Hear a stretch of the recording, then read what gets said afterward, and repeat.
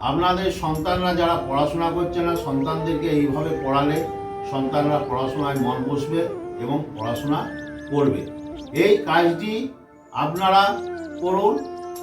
খুব ভালো দিনে এই কাজটি করতে হয়। একটি চন্দ্রগ্রহণ, সূর্যগ্রহণ বা পূর্ণিমার দিন বা রামনবমীর দিন করতে হয়। যদি এই দিনগুলো সামনে না থাকে তাহলে আপনারা যে কোনো একটা ভালো দিন দেখে আপনারা এই কাজটি করতে পারেন।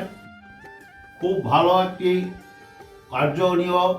আপনি একটা বেল গাছের দুকড় বেল গাছের শিকড় নিয়ে আসুন, দিয়ে সেটাকে সাদা সুতা পরিয়ে নেন।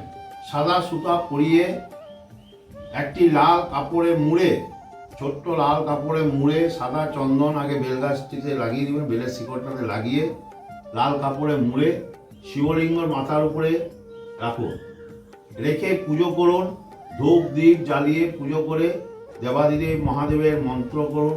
পুজো করার পর আপনি সেই শিকড়টি ছেলেরা ডান হাতে, মেয়েরা বাঁ হাতে, যদি সন্তানদের পড়াশোনা হচ্ছে না, সন্তানরা পড়াশোনা করছে না, কোনো রকম মন বসছে না, পড়া মুখস্থ হচ্ছে না, সেই সন্তানের ছেলেরা ডান হাতে, মেয়েরা বাঁ হাতে এবং কোমরেও বাঁধতে পারেন। শত্রু দমন হবে।